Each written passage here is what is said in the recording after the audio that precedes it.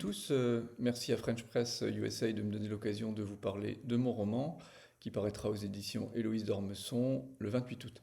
Donc, le pays dont tu as marché la terre, le point de départ du roman, c'est une expérience assez commune.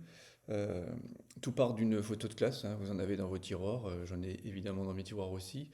Et comme moi, parfois vous les sortez et vous vous demandez ce que sont devenus les gens qui étaient sur cette photo. Alors en l'occurrence, moi c'est une photo de classe de maternelle. Je viens d'un tout petit village, donc tous les gens du village, tous mes camarades sont sur la photo de classe. Les deux bonnes sœurs qui nous ont appris le français, puisque le français n'est pas ma langue maternelle, sont présentes aussi. Et tout le monde porte un pull absolument atroce, enfin par les deux bonnes sœurs, comme c'est la tradition.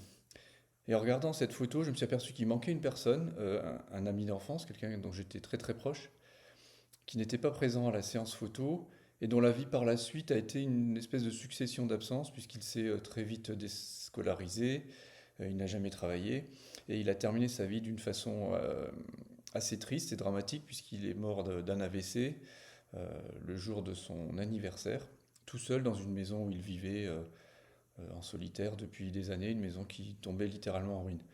Alors je me suis demandé, en constatant cette absence et en réfléchissant à cette vie, j'ai essayé de reconstituer cette amie, cette présence absente, cette présence absente.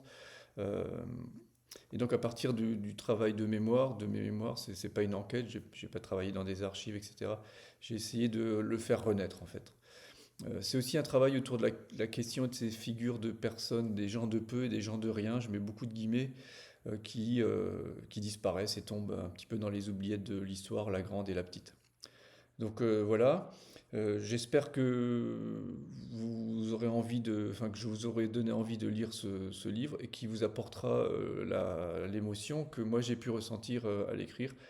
Je parle d'émotion parce que si la littérature ne sert pas à faire passer de l'émotion, ma foi, je ne sais pas à quoi elle sert. Eh bien, peut-être à bientôt. Au revoir.